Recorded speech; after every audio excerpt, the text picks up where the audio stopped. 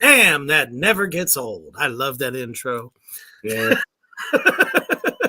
It's Saturday night. Holy shitballs, we made it. What kind of isn't it a sinful Saturday? Sinful Sunday. Sinful Sunday, Satanic Saturday. Oh. That's right. We are back. The goddamn program is in effect. Valentine's Day edition. We're going to have a little fun tonight. We're going to have a lot of crowd interaction questions for y'all tonight as we discuss love and relationships. I don't know. I am ready to go. I got my Hoofbeast shirt on representing, and we're just going to have a fucking blast tonight. So before we get into all this business, we're going to take a quick commercial break to our brothers over at Poison Valley Clothing. Check it out. Allahu Akbar.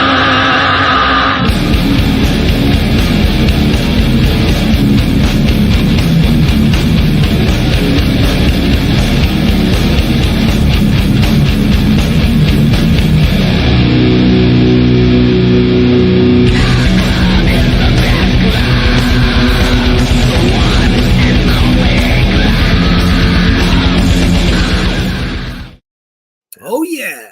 So you want to get yourself a custom, well-done, horror-inspired t-shirt. That is the place to go. Super low price, fast shipping, and his artistry designs are amazing. So check him out on Facebook. All right. Welcome, Johnny Necro, out there in the house tonight. From last night, thank you all so much for making the double shot Reapers Underground such a fun experience. We learned so much. I think we've gained so much together from hearing from Cody and Johnny about their journey in their creativity and where they're headed. So, but tonight it's time to let the hair down, or lack thereof. Get yourself a nice poured drink. I don't care. Get your gummies on. Do the Babylon Sun thing. Yeah, if he makes it in tonight, I'm sure he's going to be ripped.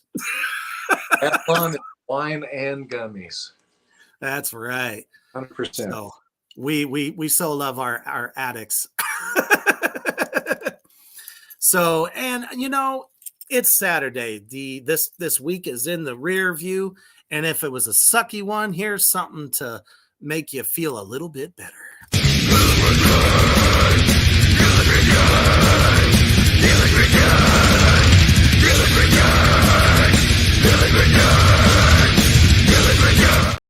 I know that always makes me feel good. And if that didn't work. I love how she goes down and she jumps down even further to finish him off. Exactly. She wasn't done. She was going for blood, man. But like I said, if that doesn't work, this just might. Oh, my. It's become a regular ritual for us here on the goddamn program to show you the ass of all asses. The love of my life. I love it. Mousebog in the house. And don't tell my wife about that woman being the love of my life, because she told me, she said, please tell everybody that I hate this fucking Sanguisugabog shirt. Hates this. I love it. What's happening, Mousebog? Oh shit. She goes, I was fully expecting her to elbow drop from the top rope. I was like, man, I would have like just got up and cheered at that point. I mean, she already gave that motherfucker the hey, it's time to get the fuck out move. That was beautiful.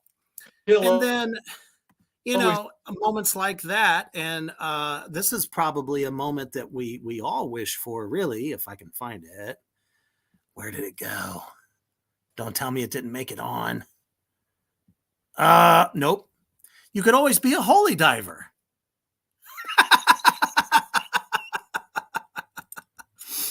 I mean, that would just make my day as well. See, we already got the smiles and the warm fuzzies on everyone's faces, and the comments are just lighting up. All right, Kyler, what's happening, brother?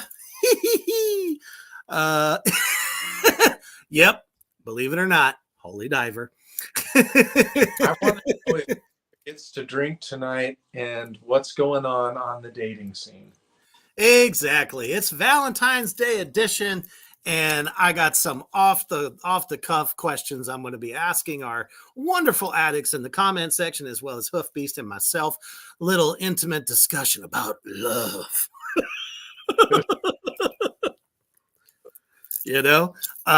Let's see here. Hey, Rebecca, what's going on? Mousebonk says, I feel you, Beast. My partner hates all my Peter Steele smut. I mean, why does he hate it? Is it envy? I mean, every man in the world wanted to be that man back in the 90s. Are you kidding? I mean, not just for, obviously he had a fucking dog in his fucking pants, but, the man's hair.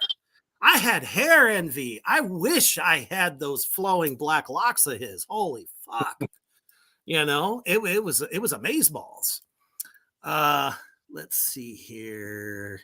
Kyler says, hello, my friends. I was scrolling through Facebook and I came across a stupid post how Jesus will save you and give you wealth, and all the comments, damn Facebook. Oh, okay.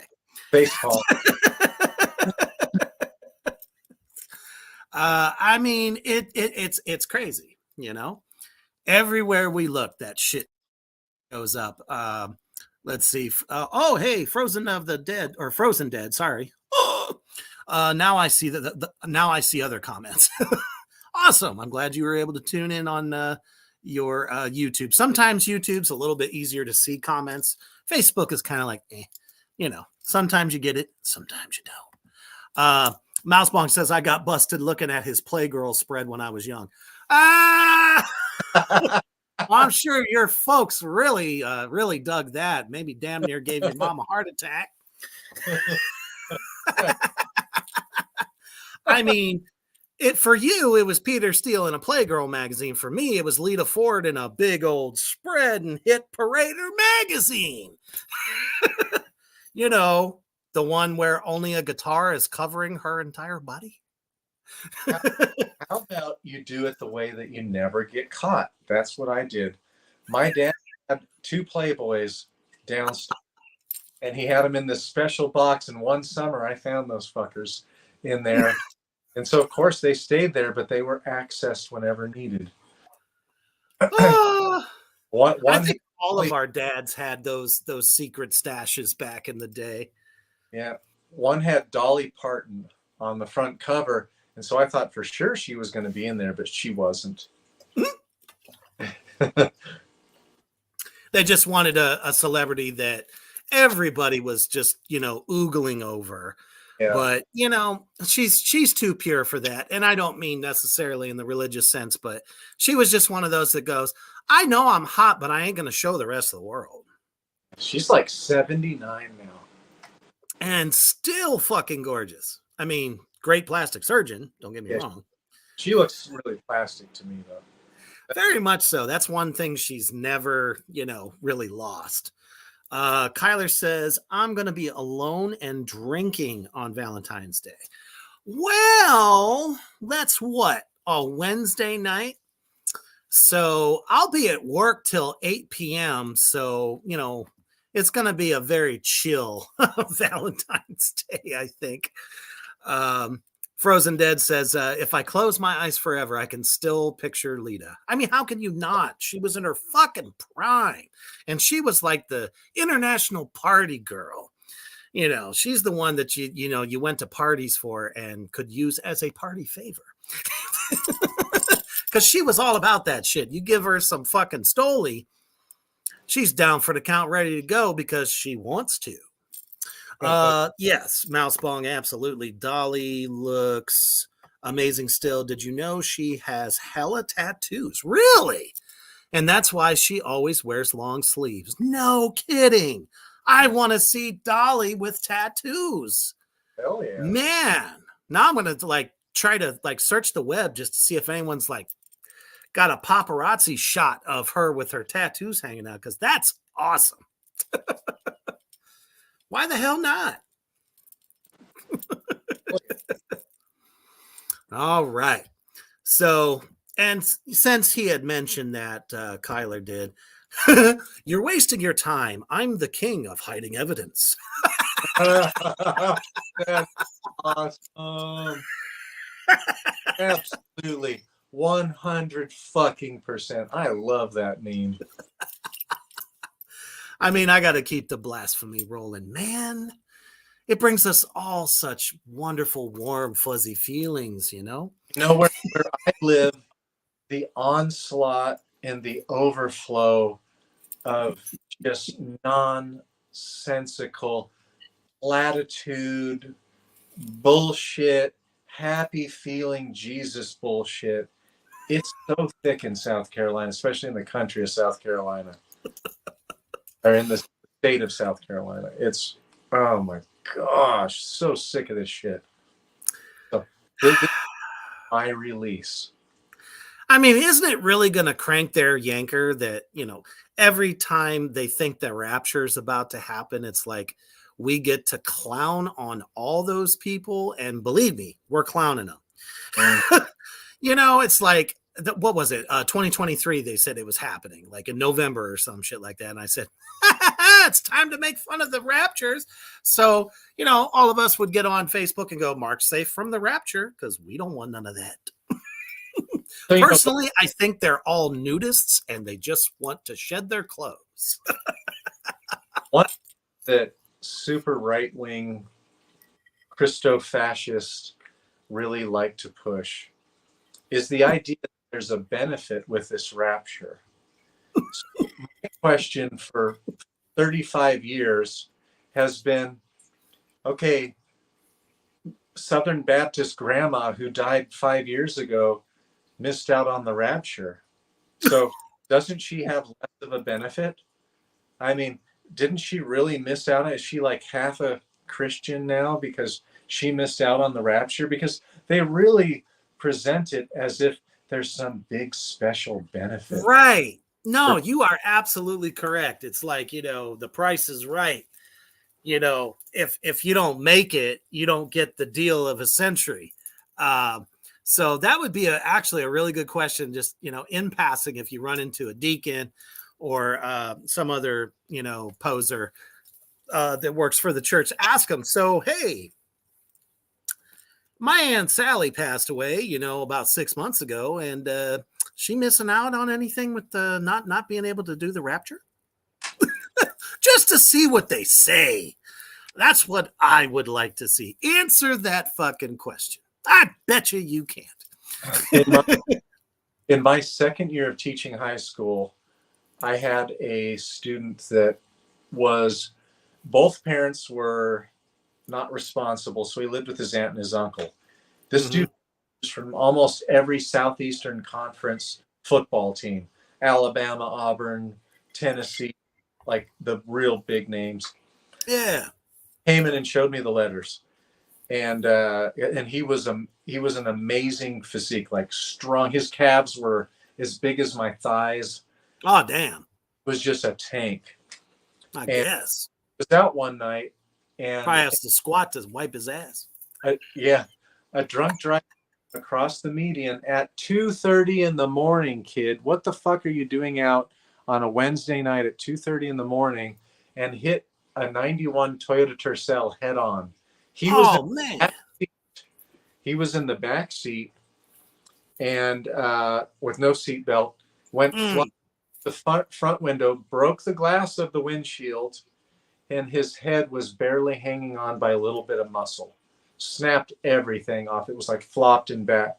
Holy shitballs. And so all of the coaches and his former teachers and stuff, we all went to the funeral service, and it was like a Southern Baptist evangelical type service. Oh, yeah. Instead of comforting everybody, tried to scare the shit out of all the teenagers.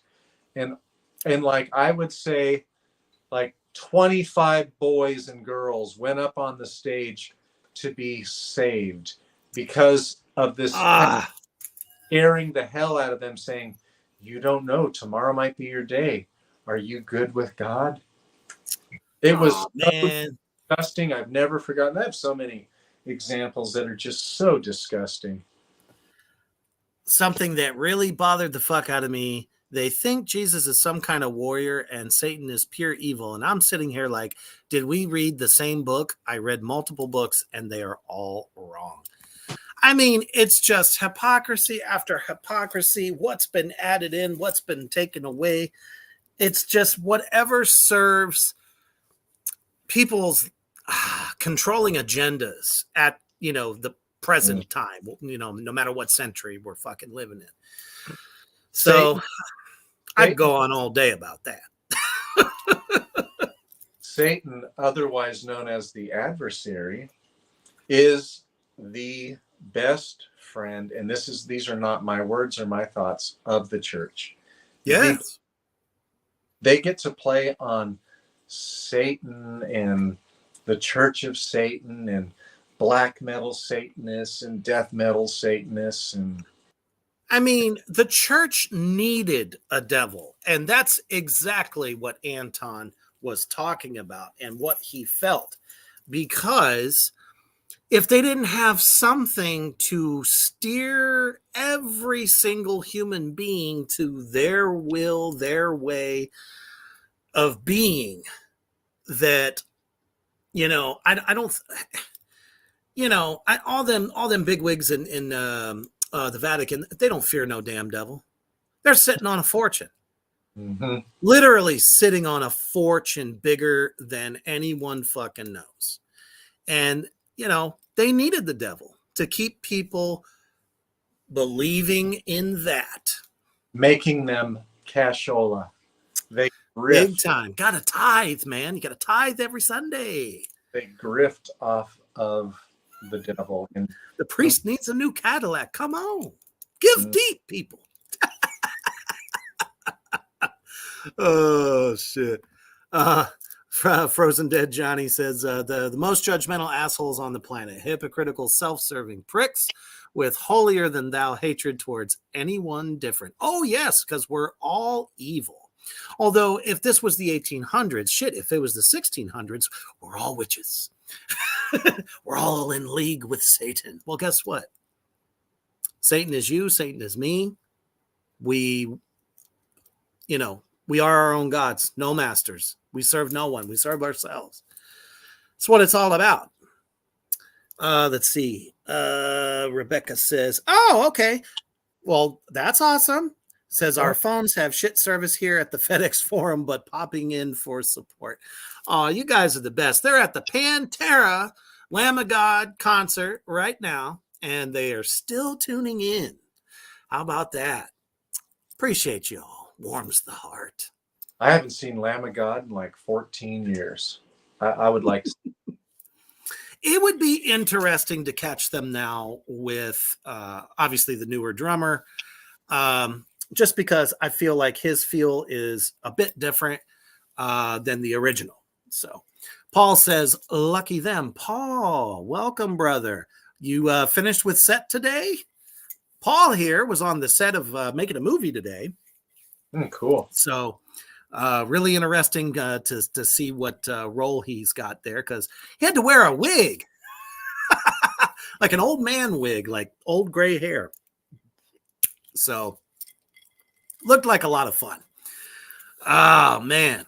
All right. So let's move on. Now, some of us, most of us, are going to recognize these fine gentlemen.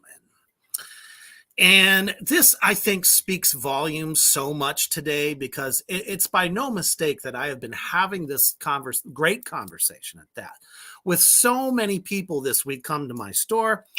And we just all keep like talking about some of these, great classic films and great classic comedy. Well, I came across this in my timeline. Go figure, Facebook listening to me. Says, when people ask what's wrong with me, this was my childhood. These four distinguished gentlemen were by far some of the coolest, most humanistic people, and brought us great joy, made us laugh, united us, brought us all together. We're talking about motherfucking George Carlin, Eddie Murphy in his prime, and of course, Sam motherfucking Kinison. Ow, ow! And then, of course, the Dice Man. So I don't know. To this day, I'm thinking to myself, people always said back in, mid 80s, late 80s, or into the 90s, that these guys were they were just assholes. People were against them. The greater collective. I mean, go figure, right? Because everyone's got a bitch. But you put them up against people today, and it's like, well, first of all, those comics and their comedy style would not hold up today.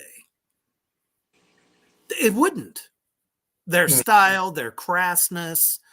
But you know what? When I talk about them as being, some of the best humanists in the world, and talk about intelligence, holy shitballs, George Carlin. That man was so fucking smart. He predicted shit. And people would laugh at it back in those days. But guess what? Happened. Have any one of those four back, it would be him. Mm-hmm. Or if I could go see any of those four today, it would be George Carlin for sure. Oh, absolutely. I don't know. Dice Man was just he was fun. He was like the epitome of Macho Man. You know what I mean? Obviously, a lot of women didn't like him, but there was still a shit ton of women that did like him because they loved that bad boy shit. You know what I mean? And he was one of those guys that was like, just didn't give a fuck. Eddie Murphy, I mean, shoot. After, what's his name? That's going to kill me. Richard Pryor. Mm-hmm. He took basically what Richard Pryor was doing and just upped it to the nth degree. And he was great. I still love him. I mean, sure. I mean, he's, well into his 50s now and doing mostly family entertainment. I understand that. But a 20, 30-year-old Eddie Murphy was just a brilliant comedian to me. But George Carlin definitely took the cake. What I really enjoyed about Sam Kinison was not his ability to scream, although it was kind of funny to watch him go from 0 to red in like a New York minute. But he was like this shorter, beefy guy, but he was big into metal. Halfway decent guitar player and could actually sing a little bit. So when he was doing that with his act, that's kind of when I caught on to him. Because, comedy albums like that back in our time, you had to do it on the sly. Somebody else had to get a hold of it, and then we would listen to it, either on a record player or a DVD or a VHS, in those days.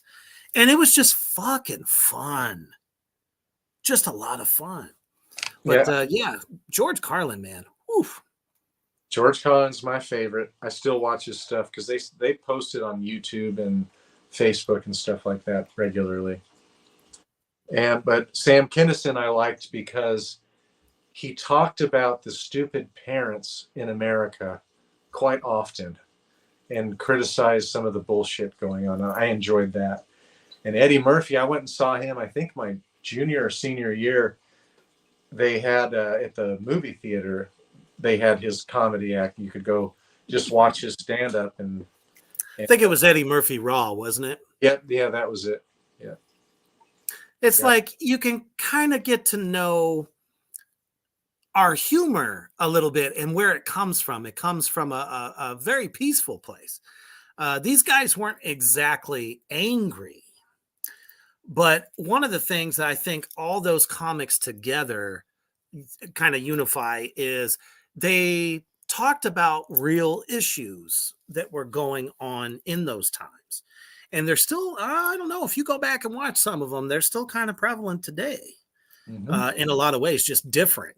George Carlin, Um, always prevalent. oh, And, shit. He was like that favorite uncle, that didn't mind talking about the serious issues and giving it to you straight. mm-hmm. And that's what I loved about him. So we were kind of talking about guys like Mel Brooks, Blazing Saddles and Robin Hood Men in Tights, during a time where no one gave a shit about what they said. They thought it was fucking hilarious. You know what I mean? Nobody was offended. Those were the days, man. It's like, shit. There was one comic recently, a newer guy. I just can't remember his fucking name to save my life. But, he said one little thing that wasn't even like in a cursing way or super, super derogatory or anything, almost got fucking canceled. The kid's like, what, 25, 26 years old. I'm sitting here going, this guy's really super fucking popular. People love him. But because of one little thing he said, he didn't, say, like I said, no curse words or anything serious at all. No, I mean, the old guys, that we just had on the screen there, man, they used every derogatory term there is in their stand-up. And this kid was like more on the clean side, but still, it's like, woo, I don't know how comics do it today. I really don't.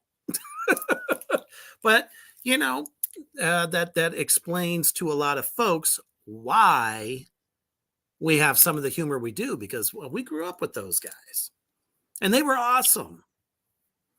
This generation just probably don't understand it and just say, oh, they're assholes, they're racist and all that stuff. No. Oh, most deaf.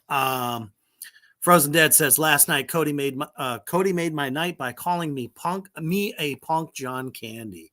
John Candy, man, he's another one. Loved that motherfucker. He was one of my favorites, man. Great Outdoors will always be in my top 5 of comedy films. Kyler says, we all need a good laugh nowadays. And I could not agree more. Because when shit is just too real all the time, that's when life gets fucking boring. And then you start to hate life. Well, we don't want to do that. All right. So moving on to our next portion of the goddamn list, which shame on me. Dun, dun, dun. There it is. And there that is. All right. Which is going to... I will never, ever get bored of that. Never. That's why I do it to you, man, because I know you're just going to appreciate it so much. So we're going to talk a little bit about love. Now, you're probably thinking out there, why am I using this photo? Because it reminds me of a simpler time. It says, life must have been so boring without cell phones. Nah, we managed. Because back in the day, when, high schoolers would get together, we didn't have cell phones that we were on glued to, 24/7 watching videos. We actually talked to each other without texting. It's so true. And to be honest, relationships were very much easier back in those days. Today is so different. And it's not because, one side was less strong than the other, nothing like that. It's just that we communicated, like we used our words. Like now with cell phones, your boyfriend or girlfriend kind of has you on a chain. They can kind of chase you down. They can, why did it took you 5 minutes? Why I've been waiting for 5 minutes. Like they have all these kinds of things like that that they could get after us for. Yeah. Yeah. You know, it's not like it was like the easiest way to, you know, for if people are going to cheat, they're going to cheat. That's just the way it is. Doesn't matter if you have a cell phone or not. Doesn't matter if you have GPS on them or not. You know, people are smart today, especially this generation. They know how to turn that shit off so you can't locate them. Mm-hmm. Or say, oh, you know, I dropped my cell phone in a puddle on the street and it's all fucking dead now. Oh, why are you talking on it? Well, I was able to stick it in some rice Mm-hmm. and it sucked all the water out and started working again. So that's what I'm saying. You know, it's not the times were like, you know, for sneaking around and doing this or that. It was really just better because we communicated so more, and you know, people weren't afraid to say things. There wasn't a lot of social awkwardness, I guess would be the best way to put that. You know, if it's one thing we learned from the pandemic, that fucked a lot of people up. People today are a lot more socially awkward than ever. But anyhow, so we're going to talk about love, Valentine's Day. And I have kind of a mental list. I did not write this down. So if I'm searching for it for a second, don't worry, I got it. So the first question that I'm going to pose to Hoofbeast, myself, and everybody out there in the comment section, this is where you guys get to tell us your answers to some of these questions. So I'll start first with Hoofbeast, and then we'll go on to the comment section so they get a chance. What is your ideal Valentine's Day date?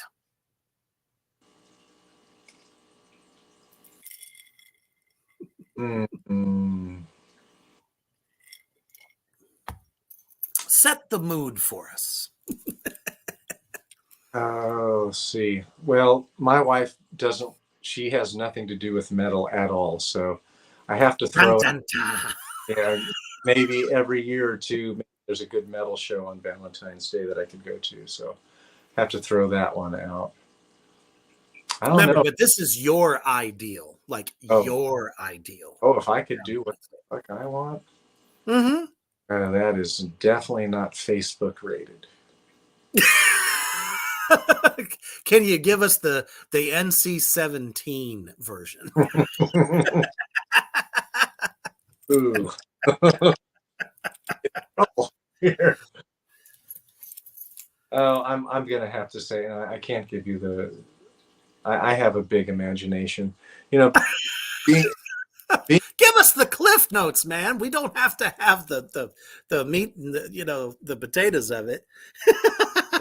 Just I, like, where would you want to take somebody? Like, you know, what would you like to be doing activity wise? I would Obviously, we know how it wants to end.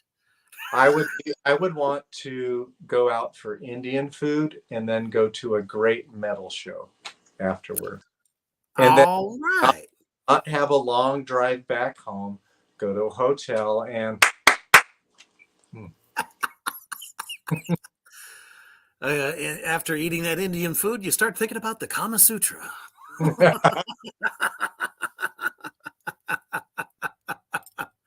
Oh shit. So okay, we're lighting up down here. Hallmark's biggest seller next to condolences cards. Yeah. Isn't that fun? Oh my goodness. Mouse Bong says catch a killer show, shop for new records, and bang it out.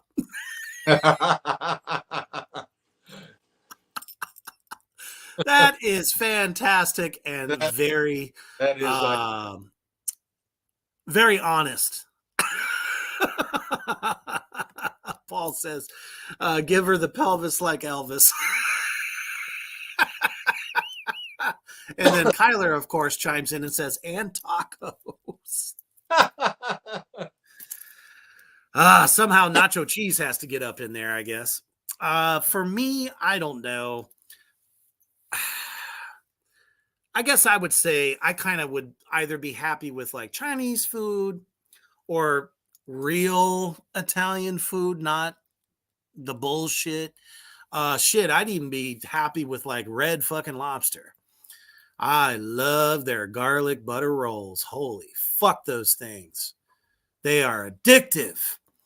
And watch a good horror film and, well, you know, everything leads, to where it leads after that. So doesn't have to be nothing big and exciting for me. Everybody's different though. Some people want, oh man, I heard a couple in my store today talk about, oh, well, if you buy this for me, can you still get me chocolates and flowers? I'm sitting here going, damn. All right. I guess if you're traditional, you're traditional. I mean, I'm more about like, shoot, good meal, watch a good flick or something, and, drink some good bourbon or some wine and just fucking, I don't know, just let it all hang out. That'd be good for me. But yeah, I mean, if there was a good metal show, sure, go out and check it out. God damn. That's kind of a no-brainer. But if there isn't, there's always the theater. Yeah. And there's also having fun in the theater, especially with those reclining seats they have these days. Because you can make the divider go away. And when I lived in Thailand, you could pay like an extra 10 or 15 bucks and you could go into a special room that had, they weren't exactly beds. No. They weren't couches, and they were kind of odd, kind of organic, biomorphic shaped big couches with all kinds of pillows. And you had service, and they had like, I think they had like 9 of them in the theater. And so you watch the show, and they gave you blankets, and you just cuddle up and watch the show. We did that a few times. There's nothing better than getting naughty in a movie theater. Case in point, one of my favorite times in my high school life. We used to have a theater down in our like shopping area or whatever. And you always knew what to do. You go during the day while it's still light out. You pick a movie that no one is going to want to see. And then you end up being the only one there. Mm-hmm. So, sky's the limit. So, yeah. I just would recommend against taking Susie Rottencrotch because there's something that would give it away to, the employee who has to come and check every half hour.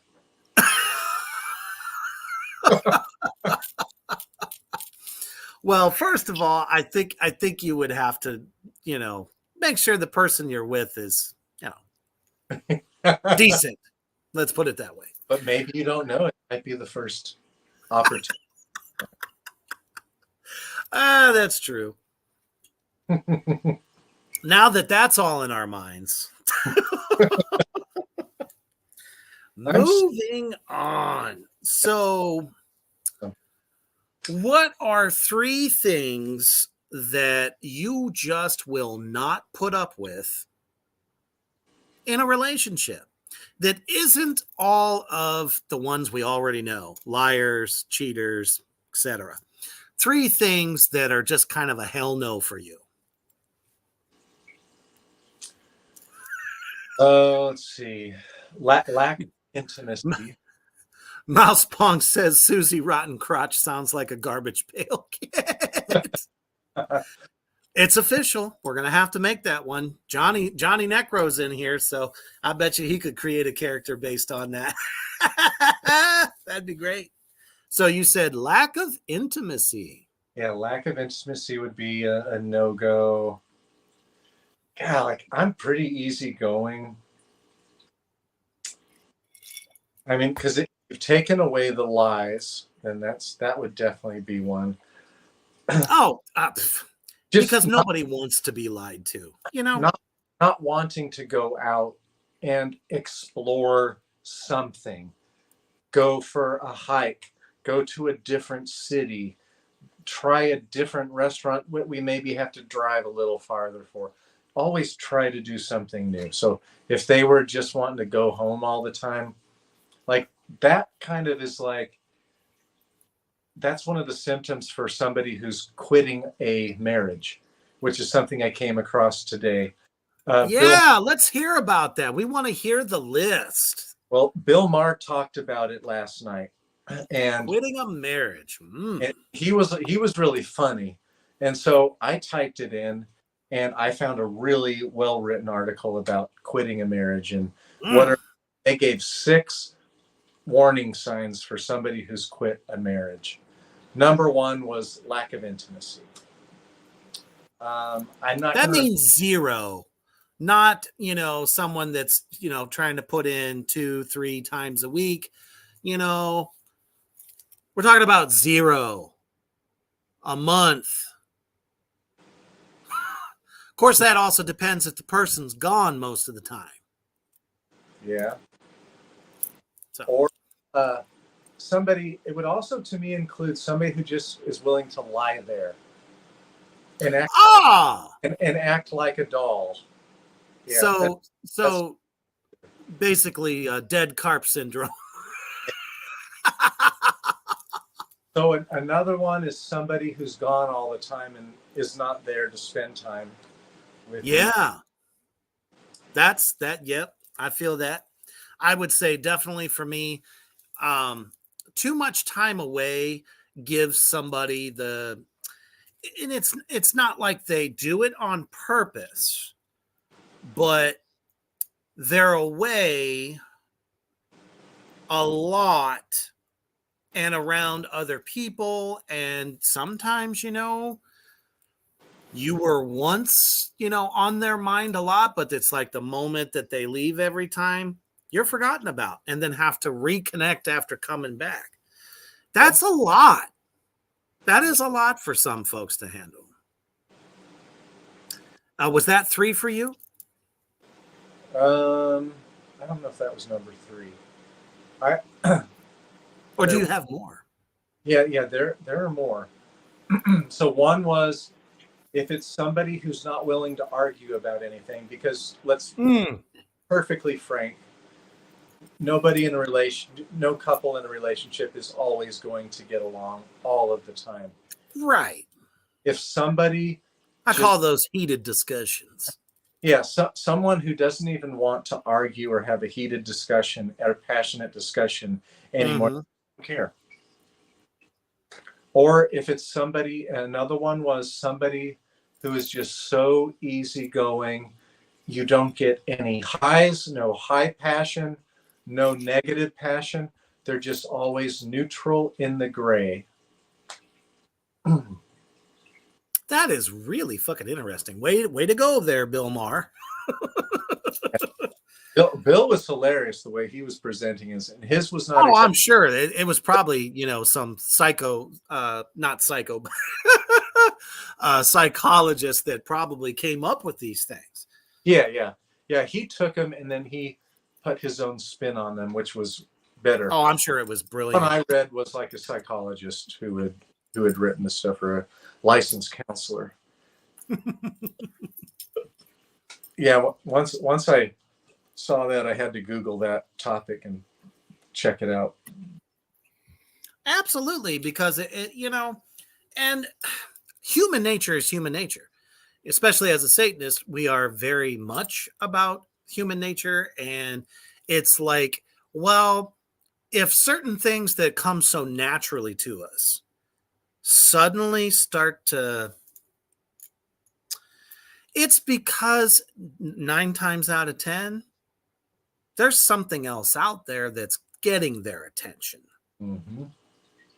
Not saying that's true for everybody, but maybe they're thinking about some other things. Some people, and I mean, obviously, I ain't going to name no names or nothing, but some people, I think, just reach a point where it just doesn't become that important to them. Mm-hmm. And that's not for any reason. It's not a malicious thing. Some people just, I think, I don't know. Maybe it's like they get bored kind of thing. I don't know, but it's really, really interesting. And I think the last one was not showing any interest in your partner's interests. Now, does that count support? Yeah, or no? it could be support as well, but they were just talking about like interest. So let's say, you know, we do the podcast. I make my own music and stuff like that, and Yeah. they ever want to ask about it or find out anything about it. That's Doesn't even watch it. Yeah.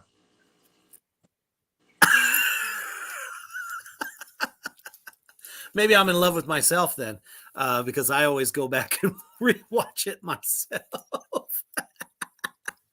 Well, you know, I always think about how can I improve, or you know, look for the fine points on like what really kind of like amped up the good energy and all that. Yeah, that's an odd one. How about, well, I don't know. I have another one that might actually go along with that. Basically having to support something that you don't necessarily agree with to avoid catastrophe. Yeah. Like, this is, you know, it's gonna be this way or not kind of thing. Which will actually lead into another portion of that I was going to say, but just want to make sure that I catch a couple of these comments out of here. So Kyler said Hoofbeast would probably say sleep token. Of course, that's a no. We don't do that. Cody says, hey, everyone, showing love. Lamb of God just blew the roof off this joint. Well, that's really good to hear.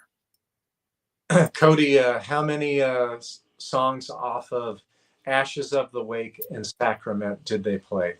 Right. Those Lamb of God albums. As I think it's most people's favorites. And then, I like this. Mouseball gave us a nice little list here.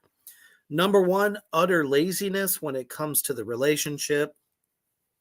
I can't stand lazy partners because I'm not lazy at all. So I'm assuming that's like being productive and doing things.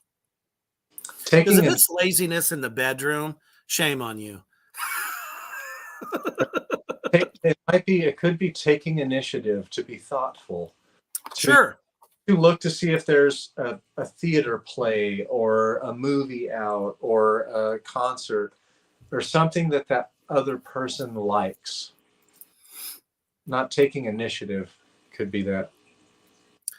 Manipulating things to get what you want. Ooh. That's fucking awful. That's a red. Oh, wow. That's powerful. And then number 3, someone not true to themselves. Nothing worse than a fake baked motherfucking poser. Absolutely. Absolutely. Because it's not very long. If you're fake, if you go along with somebody and they have big red flags, it's going to be compounded and it's going to be unbearable after a while. Absolutely. Hey, Charles Sherrod, what's up, man? Glad you could make the show. Cody says laid to rest was the final. There you go. Let's see. Frozen Dead says Valentine's Day is the anniversary birthday of my comic character Bret Hart, who Johnny Necro first cut out of his own chest in the year 2000 in the Daily Texas newspaper in Austin, Texas. Well, that's awesome. Congratulations, brother. So getting back to that is like, when you demand, I don't necessarily know if I want to say demand. It's like, if you want to be with me, you're going to have to be willing to put up with XYZ. Mhm. It's like, if you have a different, or let's say an opposing opinion about what it is they're doing, or even voice your opinion about, hey, this one's kind of a no-no for me, but they do it anyway. That's some things that I don't like. Mhm. Especially if you say, I'm not going to do this, but then you end up doing it anyway, regardless of knowing that that bothers me. And they just say, well, just support me in this. Mhm. Not everyone is equipped to, I don't know. People are not made like they were, let's say, even 20 years ago, where people are willing to shoulder a lot of shit. Some people, shit just don't bother them. It's like, okay, well, if you're happy, that's all that matters. It's one less worry off my head. But I don't know, asking too much of your partner, I think, in that realm. And I'm Yeah. talking about not like lighthearted type things, but just like life stuff. How long can you continue to shoulder that and just be okay with it, even though deep down you're not okay with it really? But if you say something, it's like, oh, well, you knew what the deal was in the beginning. That stuff I don't like. People that go back on, basically promises, uh, or asking somebody too much instead of like reaching a happy medium. Yep. Good point. Yeah. That's right in line with a lot of these. Don't show indifference is also like indifference, Mm, huge red flag.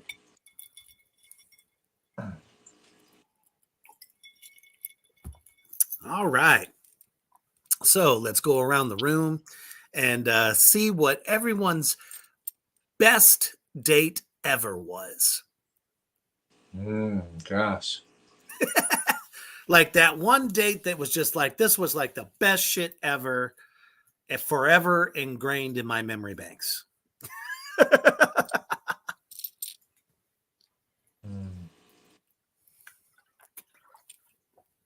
Could be recent, could be old. God, there's so many good ones. I don't know. Oh shit, once upon a time, Hoofbeast was a playboy. Uh,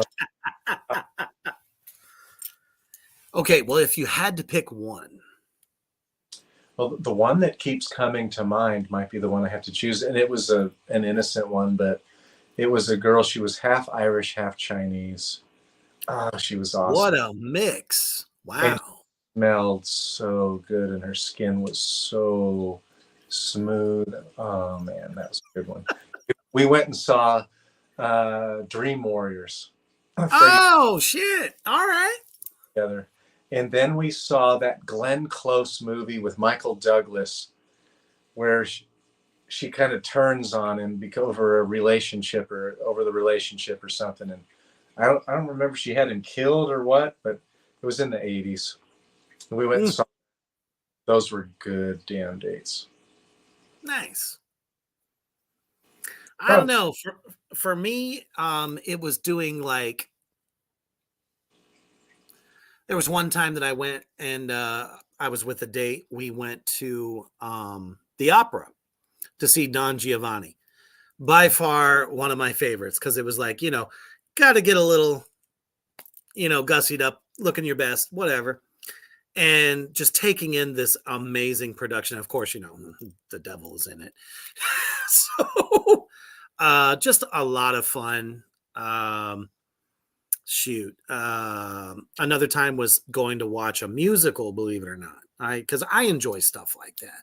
Some stuff, it really depends on what the story is. Like the Barber of Seville. It's one of my all time. The Demon Barber on shit. E Street or whatever. Well, we caught this production. It was awesome. And I think I went and seen Wicked too, which the fucking singers were just amazing. Production was amazing. And then, went to the casino and then proceeded to watch the sun come up in a fun way. Lots of good bourbon too. So, it was one of those times that was just amazeballs. Let's see here. Mousebong says, I was at a fest with a carnival, and we closed out the night at the top of the Ferris wheel watching The Cure play. Whoa. How cool is that? 100, here we go. 100 milligrams of gummy snack along with. So that's a good dose. Now, 250 milligram dose. That was back in like October. Right. It was like 35 minutes before the show. Oh my God. Shit.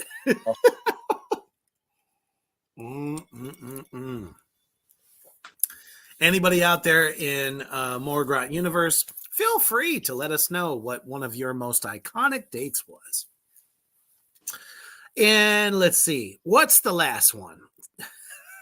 Oh, okay. Paul says a memorable date for him was watching he saw My Bloody Valentine 3D. Nice. That sounds like a blast. I loved that rendition of it, by the way. I'm a huge fan of the original, but the remake, awesome. Totally awesome. So one term that gets kicked around a lot. What is your love language? What is your love language? This is my love language. So I have to pose that question since, everybody's all about mindfulness and this and that. So what would you call your love language? Physical affection. For my wife, it's doing things for her, doing spontaneous little gifts, surprising her by cooking her something, making her a coffee, fixing a drink when she doesn't have to ask for it. She likes little surprises, things like that. But so just like a lot of real thoughtfulness, like thinking basically about your partner without them having to say anything. Sure, absolutely.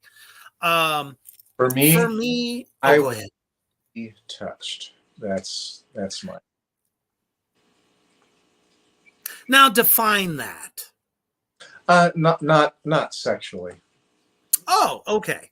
Because I was going to say some people have like they equate physical touch with, well, they have to be exciting me in some kind of way. So it's kind of good to know that it doesn't necessarily, and I've always said this, it doesn't necessarily have to be something like that to show any kind of love for that person. I mean, for me, come on now, you see the top of my head. One of the quickest ways to my heart is rubbing the dome. Don't know why. I love the way it feels.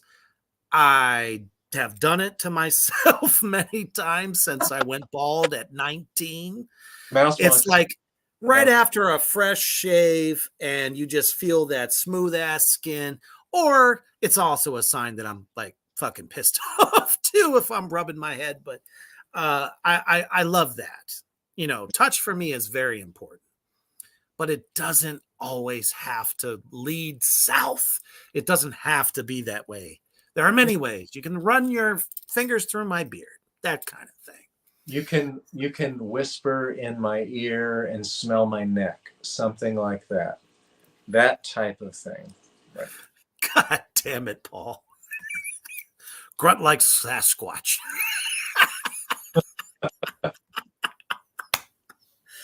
So that is your love language. You grunt like a Sasquatch. Now, I would almost want to hear the audio of that. Yeah, and I do agree with this also, because this is something I do quite often myself. Physical touch, obviously, we just covered that. Gift giving is my jam. I love to give. See, that's kind of how I am. I don't have to hear, "Hey, can you take the garbage out? Can you clean the house? Can you do the laundry? The dishes? Take care of the kids, make sure that this is this and this is that." I do all that shit without having to be told. So, in a way, I feel like I'm giving a lot. Is it a lot to do? Because, God damn it, at 47, by the time I'm done, I'm ready for a little nightcap. Yeah, when But you I do it though. and for me, like owning my own business, it's a Same lot of work. It's more stress. You have to be on all the time. It's all the based, time, 24/7, damn near. you have to be positive. You have to be happy. Even though at my job, I have a lot of retired people that come in and they have nothing to do all day. And who's the captive audience that they can come talk to? And who's going to be sweet and interesting and Right? questions and show interest in them? I'm freaking exhausted by the time I come home.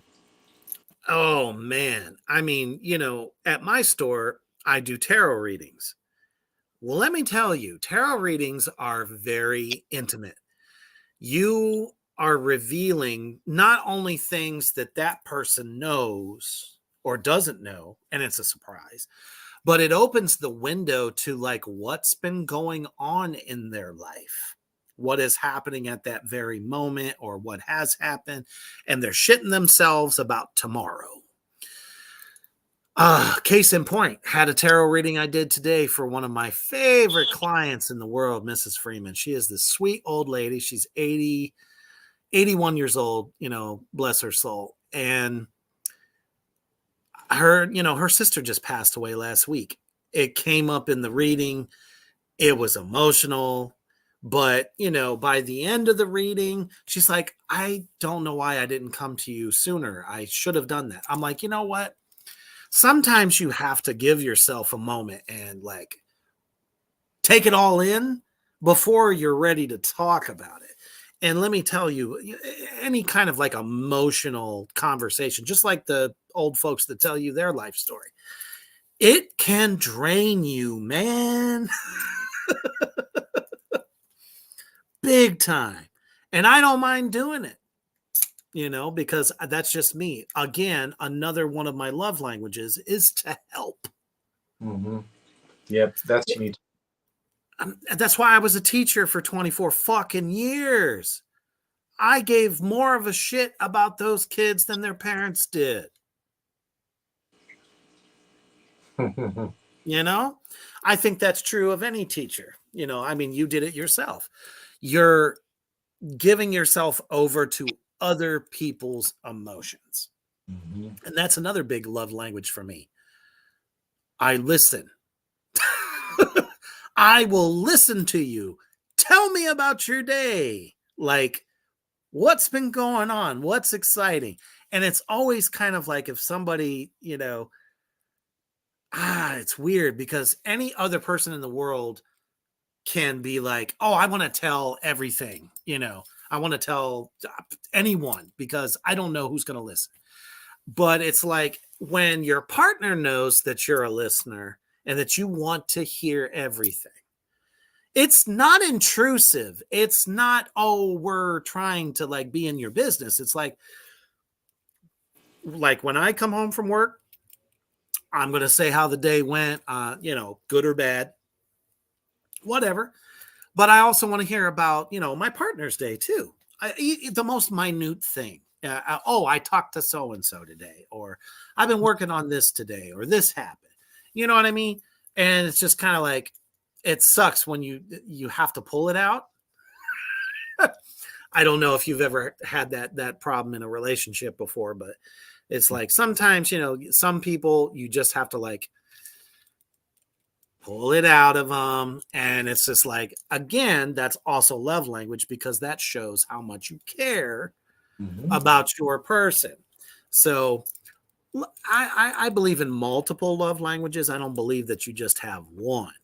And so many people do say that. Oh, well, my love language is just this. It's like, huh? Mousebong says, same. I love helping. That's why I'm a counselor. Oh, shit. So you know exactly what we're talking about, getting invested in people's lives. Babylon is here. He made it.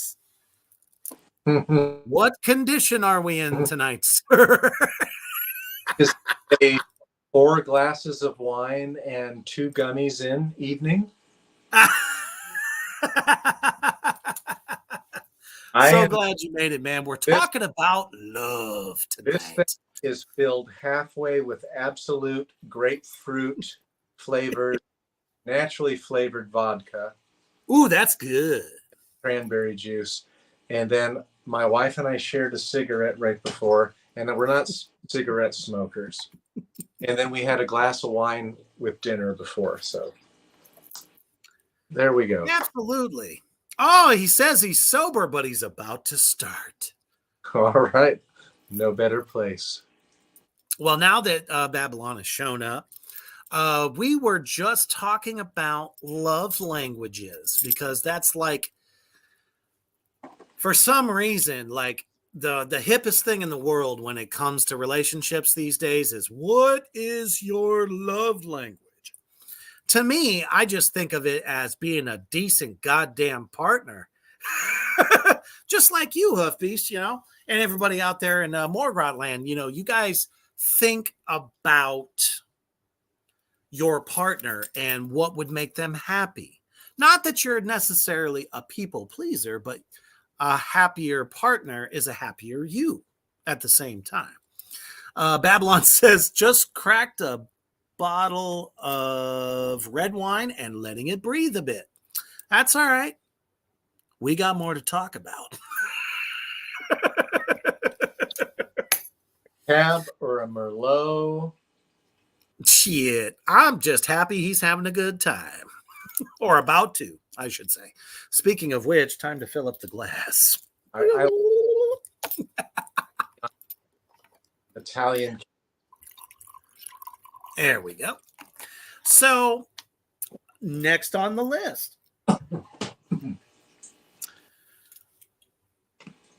Everybody always talks about turn-ons. We're not going to talk about that. I think it would be fun, more fun, to talk about what your 3 biggest turn-offs are. Okay. If you're a right-wing theocratic fascist, no fucking chance. No. If you have issues that are smelly, like bad personal hygiene, no fucking chance. If you have, I'm dying. If you have absolutely, see, I have these answers like I had no idea. I know myself so well.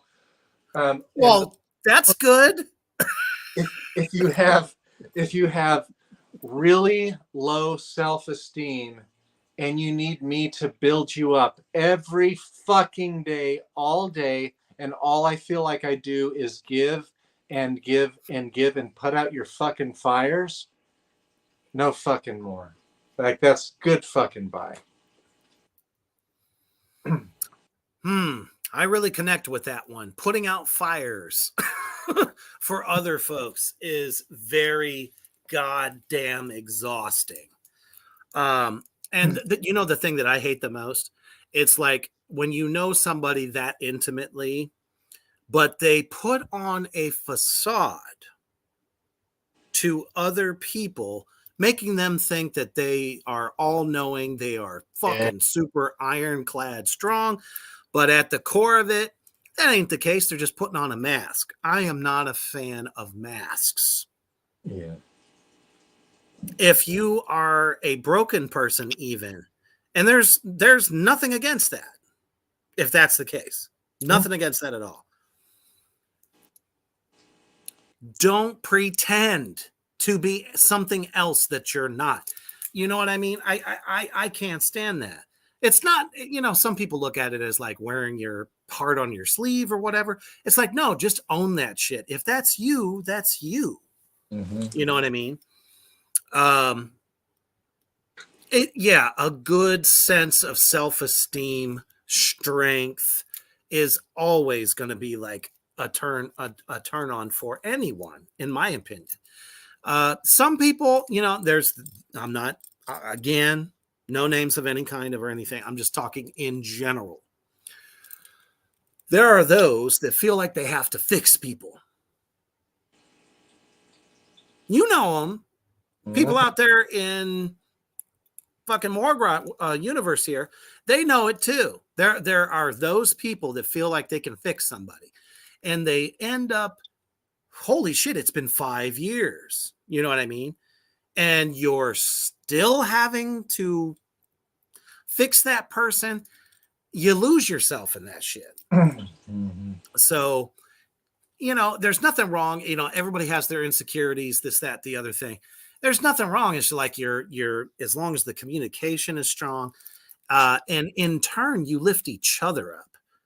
I Mm-hmm. think what Hoofbeast was talking about, when you have to build somebody else up, but you're not really getting that in return. Yeah, well, that's part of it, not getting it in return, or it's kind of like they love playing the victim. Or Mm, they love learned helplessness. And so they've learned that they'll get attention and their attention needs met if they keep their life to a certain disastrous level. mm. And somebody's always going to show them affection and try to rescue them from it, or at least listen and help. Like, that's not cool when it's not a give and take and a well-balanced relationship. That's not cool. And Yeah, I'm not going against people who have legitimate traumas or things that have happened, and exactly. they need help. Now, if they don't listen to counselors, because I was a special ed teacher for years as well, and I was Same. senior counselor at a wilderness camp for 3 years. And so I have I've been around psychologists a lot. I've been in all kinds of IEP meetings and Oh man, loads of stuff, behavioral meetings, like all kinds of stuff. And interventions. yes, I listen to psychologists, and I've learned a whole. Oh, trust me, We had I've we listened to them, but I've also learned that a lot of them are not as equipped as you would think they are. well, I believe there are usually two type, and maybe Mouse Bong will jump in on this. Schools, I saw the balloons go up, and they were That was awesome. maybe Mouse Bong will jump in on this one. Um, Probably. so when I worked at an alternative school. Everybody at the school was emotionally disabled. They had been diagnosed as emotionally disabled. Sure. And so we had meetings every single morning about the day, because these kids presented all kinds of behaviors. They had all kinds of horrible childhood experiences, a lot of them. Yes. And so we communicated really well, so we could support each other, understand the kids when they were trying to play us, or what Exactly. the manipulation. A lot of them were manipulators, things like this. But there were two types of counselors or psychologists that I ran into. One was the type that just wanted to be their friend and make, Can't do that. not make the tough points. Those are Mm. the ones that drove me crazy.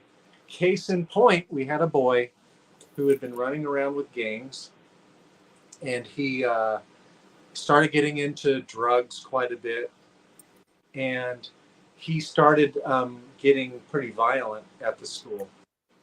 Well, Ooh. we had a large boy that probably weighed about 350 pounds, gentle autistic giant. And so this boy, the naughty boy who was uh, wanting to leave school so he could go steal or scope out places to steal from, so he could sell that, have money to buy his drugs, and then sell drugs for his gang. Yep. He always wanted to get out. Well, I wouldn't let him out, and he could never get me angry. I was always really calm when I spoke with him, and I would work our program that we had. And so he went out and he punched a big electrical box. It was a heavy duty electrical box. And he broke his two metatarsals right here on the outside of his hand. So he was in a cast, but he had his two fingers out, and they put the fiberglass up to the digit here so where he could bend his fingers. But it was like a weapon sticking out in a fiberglass cast up to his elbow. He got suspended for hitting that metal box. He dented it a little bit. He hit it so hard. He was trying to intimidate me, but like I'd done so much martial arts, I'd just take him to the ground and choke his ass out if I had to. Sure. So the boy came back the next week and he tested me on the same thing again. He wanted to leave early. He'd finished all of his work. I wouldn't let him go. The rocket scientist went out and used his left hand and broke the same exact two bones in his other hand. So now he had two weapons with a hard piece of fiberglass up to where he could bend his fingers, and his fingers poked out a little bit, but he had weapons. Well, the autistic boy, if you guys don't understand autism, a lot of times they will point out what other people are doing wrong if they're breaking love, who's breaking the rules. And this was absolutely they do. Mental job. So this boy, he wasn't supposed to be. We were in adjoining portable buildings, classrooms. Yep. The rule at the school was you don't let any of your students sit at your desk because that was next to the window and they could watch what was going on in the courtyard. Exactly. So this boy, I had to leave, and I had a teaching assistant in my class who knew how to restrain and do all this stuff. And so he leaves, and I left to go to the restroom. So the bad boy was next door in the other class with both casts on his arms. And as soon as he saw me leave, he went over and hamburgered that autistic young man's face. Like, it was really bad. By the time it was all over, and the teacher was a weak panty waist next door, he couldn't even intervene and break this. They're like, fucking bullshit. Right. So the two types of counselors or psychologists, we have to bring it back to that. Yes, we do. The counselor did not want me to encourage that family to press charges on this other young man who had already been in all kinds of trouble. And they refused to allow me to call the father who had joint custody of the young man. I was not call the young man. I called the dad anyways. I didn't give a fuck because I knew legally they wouldn't try to get me in trouble. And so I told the dad, and the dad was actually a reasonable person. And thank goodness. But so anyways, there's one type in counselors and psychologists. Sorry this is taking so long, but no worries. That just baby the kids, and they really don't help the kids. They don't show them the mirror and show them a different path. And sometimes tough conversations that hold them accountable to their unhealthy behaviors. And then the second best were the ones I loved, and almost all of our psychologists were that way. Yeah, celebration. Almost all of our school counselors, we had 9 high schools in the district. They were really good. They did not put up with shit. They cut to the chase, and they helped the kids. They really cared about the kids.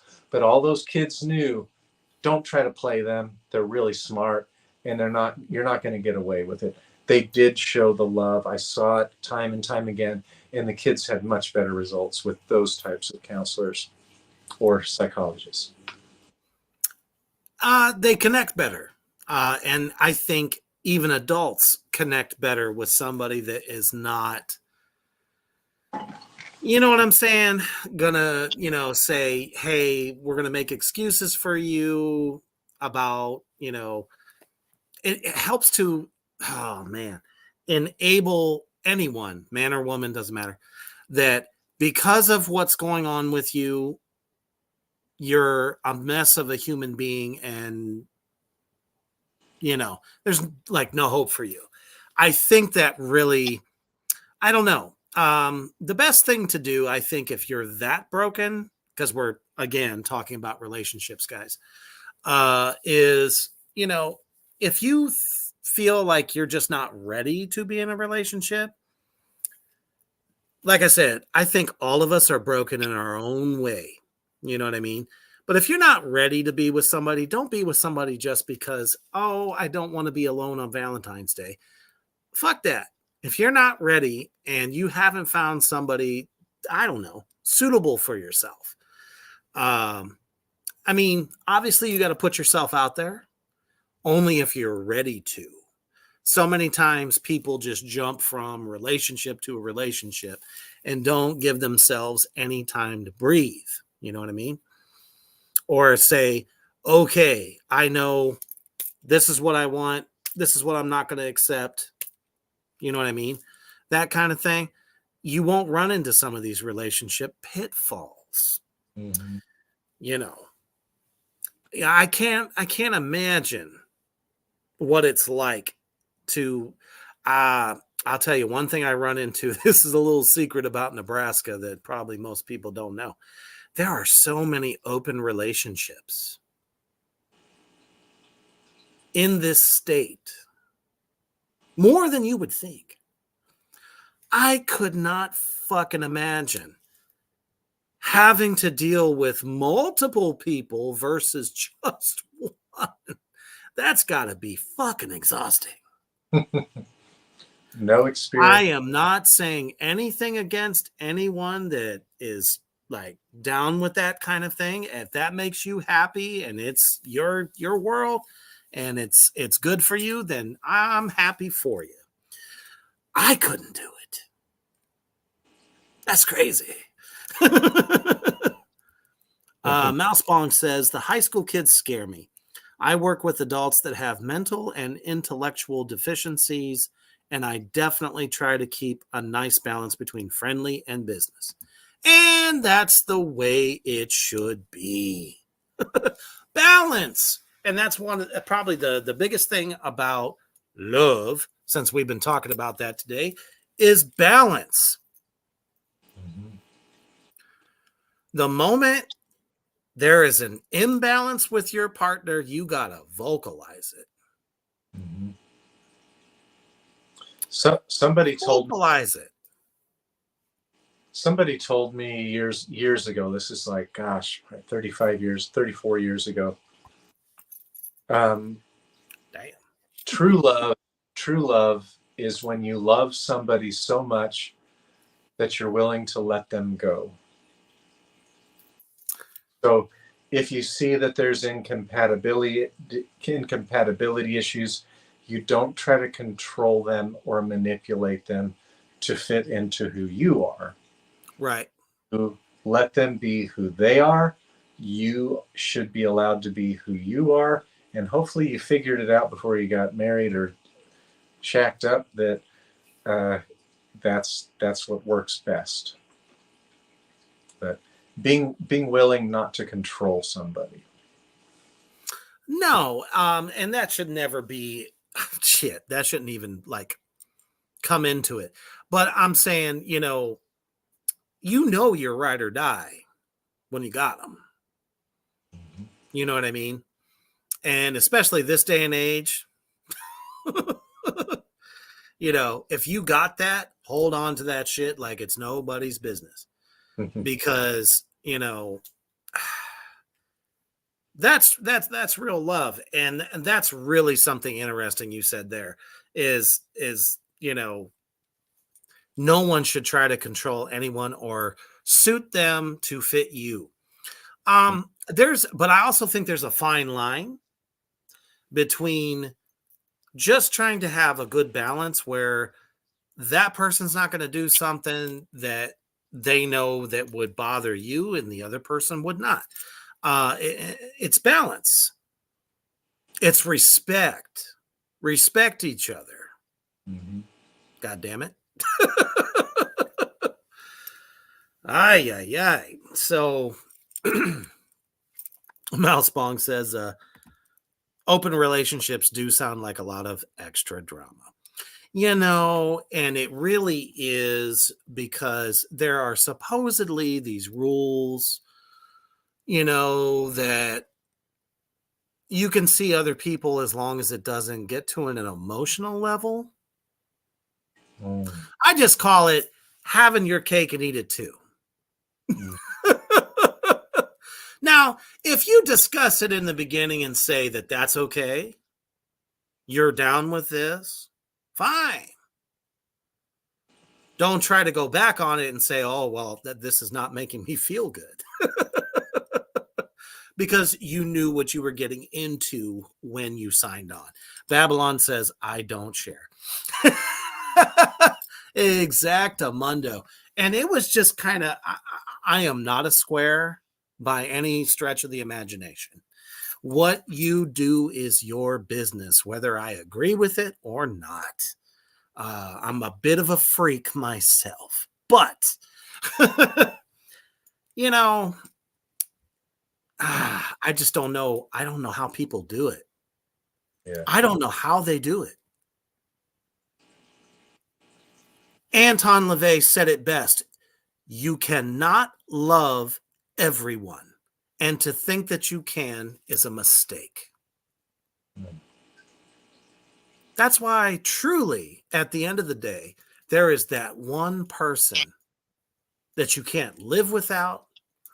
And, you couldn't imagine going a day without him. Mm-hmm. You would do anything for him. Step in front of a moving fucking semi. You know what I mean? So that's why I say I don't know how people do the sharing thing. I just don't get it.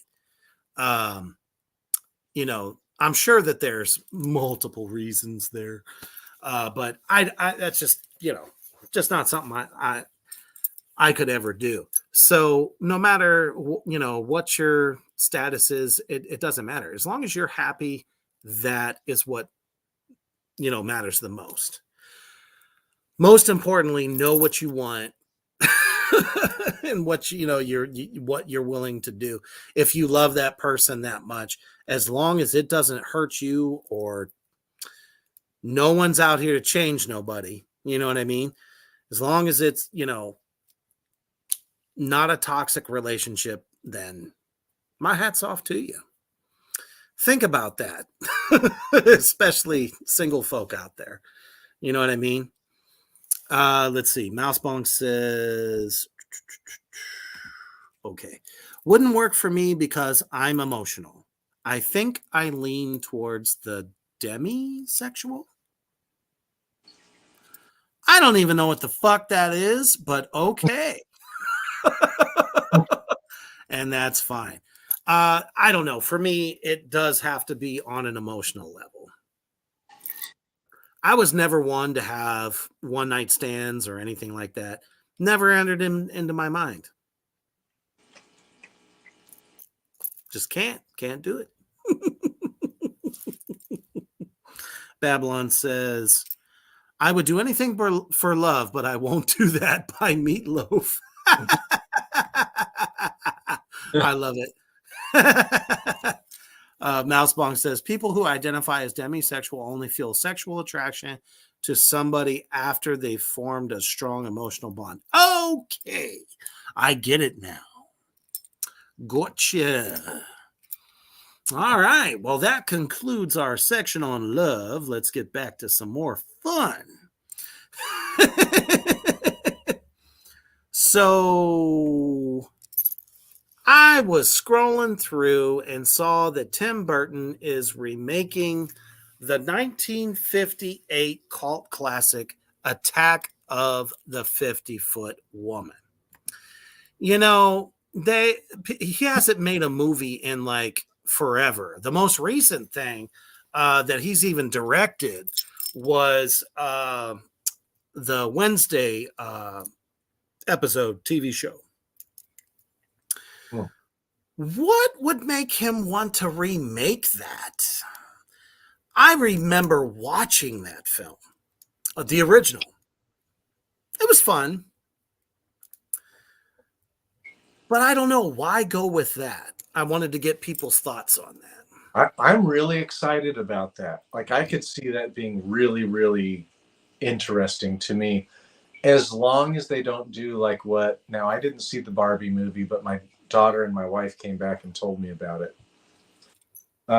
As long as they don't get too like PC, politically correct, over the top, um, with offending everybody or looking to be offended, this type of, if they load it with that type of stuff, just make it like a horror movie. Write a good plot. Don't throw all of this flavor of the day political issues or social issues in it. And I think that could be, like with the CGI today, I think that could be really interesting. I'm actually, like, when you showed that, I was like, that's really cool, but I could see how Hollywood would influence it and make it something that is not desirable. Well, and if Tim Burton is the same old Tim Burton we know, who is like the goth king of films, every film he's done, Edward Scissorhands, um, shit, even reviving the old Dark Shadows and all of that stuff, that shit is gold because, man, it's grittier, it's darker, and just so wonderfully luscious. I would hope that that is the same thing that would happen with this.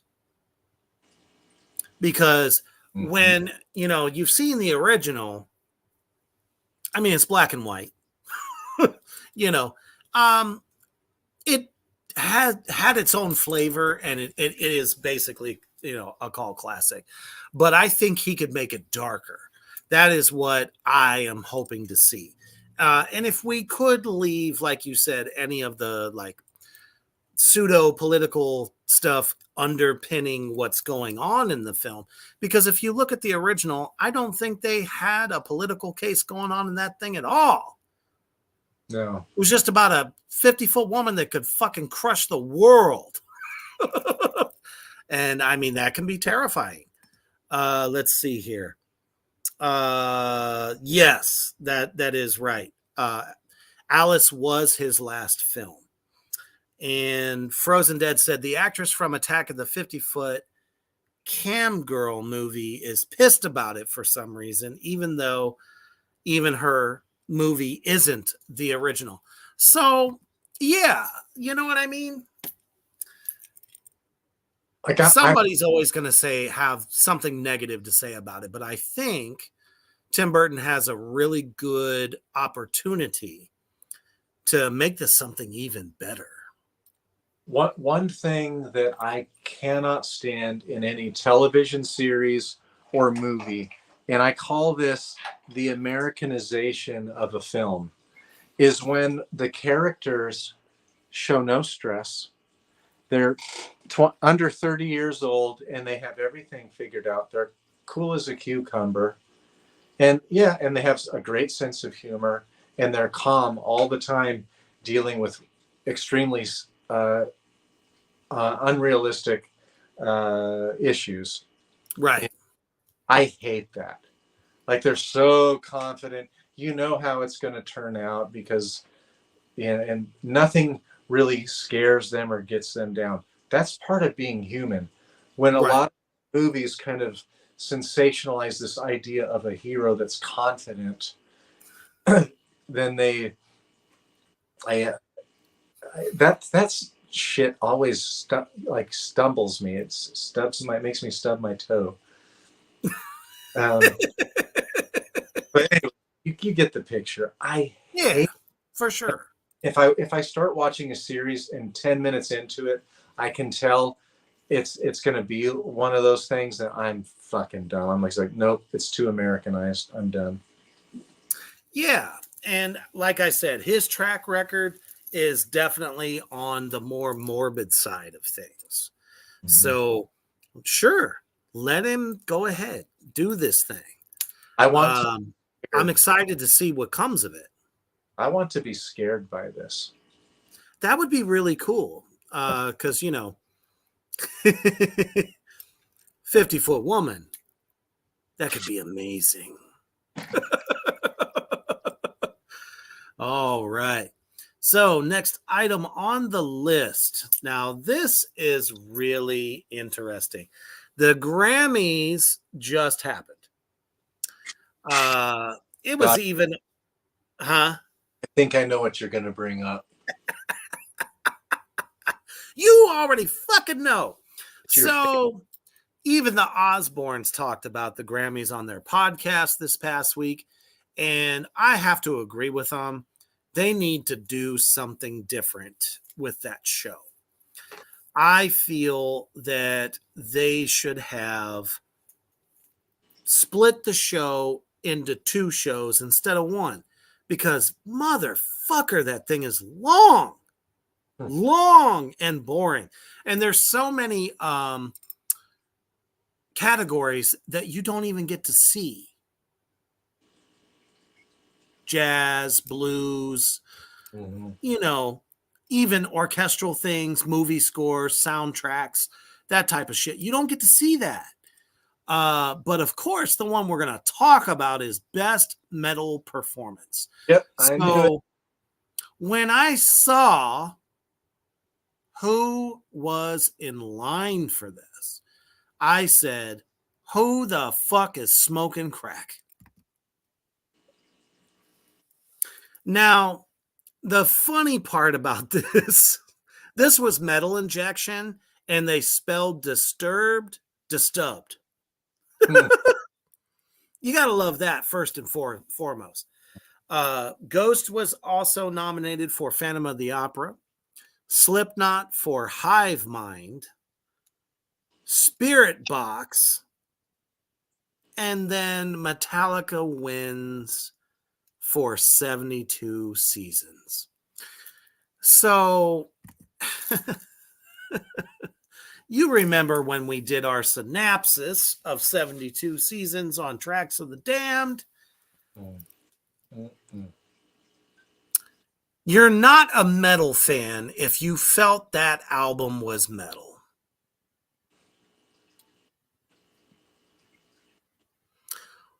Why did we give that award to Metallica? At this point, I would have much rather have handed it over to Slipknot because honestly, they're the most metal act on that list, in my opinion. I would have said, okay. Metallica? No. You want to know what's funny about that, though? Only 1 member of Metallica showed up. Robert Trujillo. Yep. A true fucking soldier. That guy should have gotten kudos long before he ever jumped on this Metallica train. He's been with Ozzy. He's been with his original band for so many years. And the guy, I mean, his speech was awesome. That was the coolest part about it.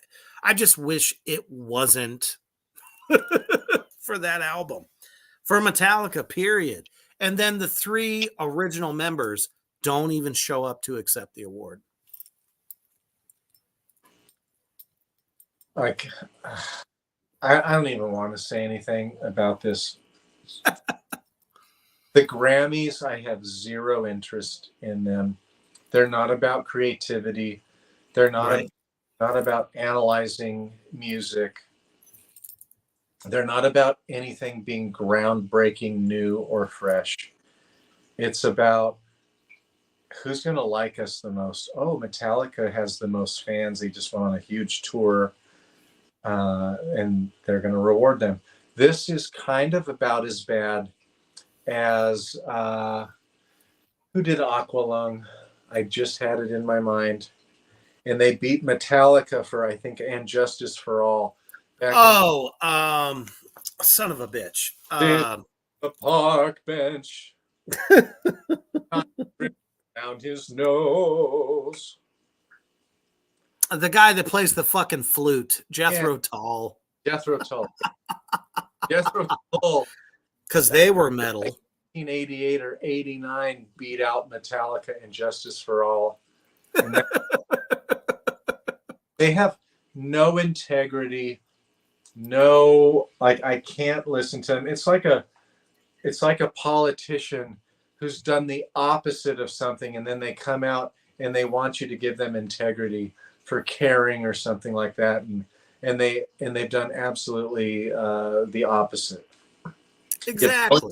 You have no integrity. Get the fuck out of here. Abso-fucking-lutely. And then, oh, big surprise. They show up on the best rock album also, along with Queens of the Stone Age, Paramore, Greta Van Fleet, which is basically Led Zeppelin reincarnated, and the fucking Foo Fighters. Now, that's the category I feel that they belong in.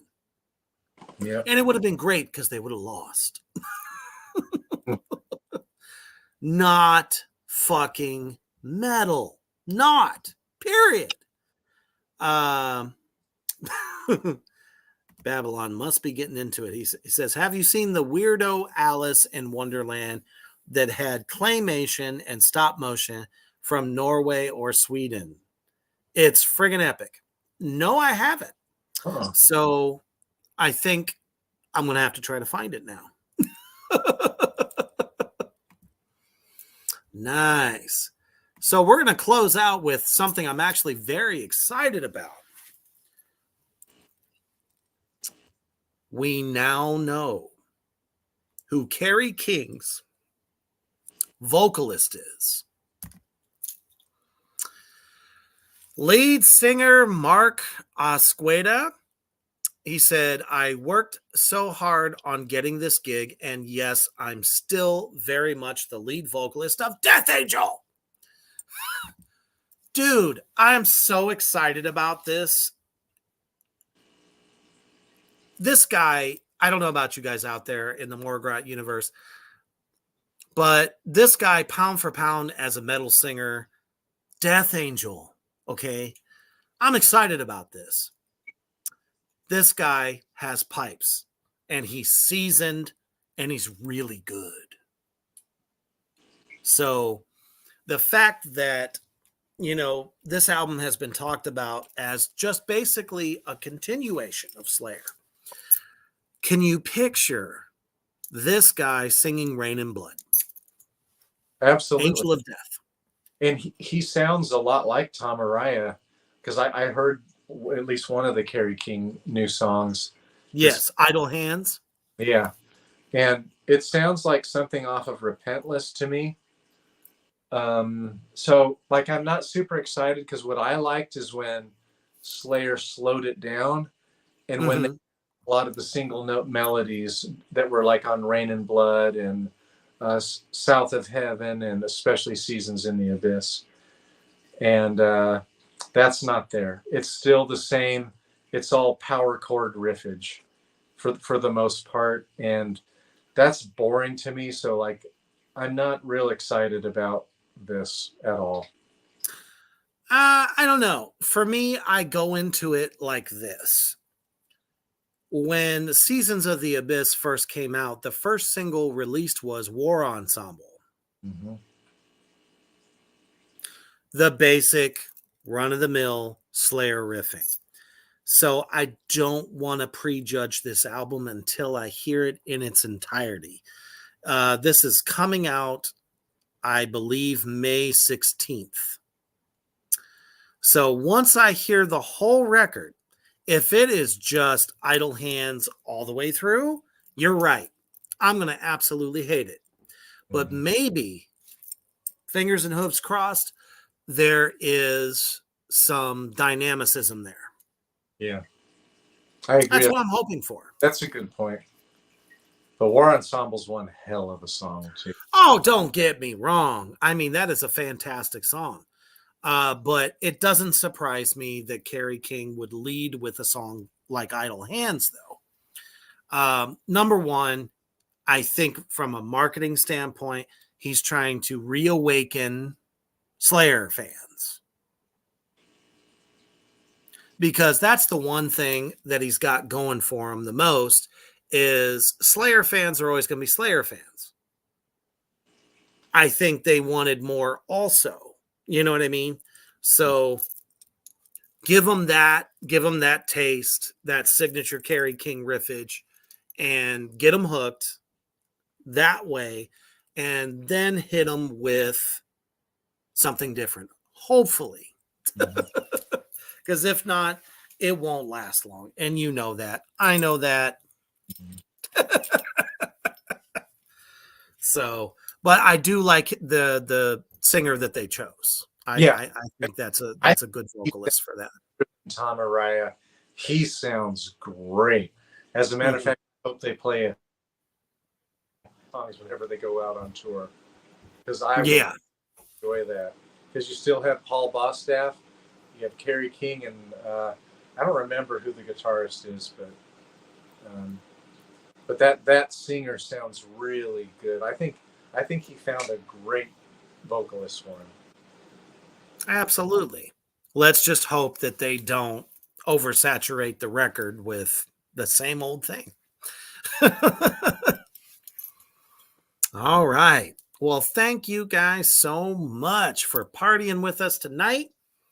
You made it through our synopsis on love.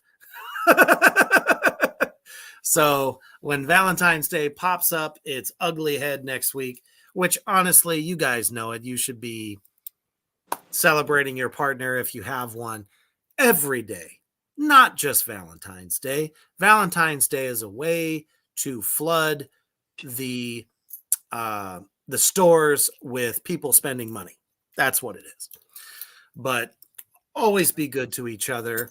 And you guys have been awesome tonight, giving us your insight as well, which is always a blast. We appreciate that shit so much. But just always be a good human. Be good to each other, you know. Work out your differences the best you can, but always let your partner know that you, most importantly, have to stay heavy.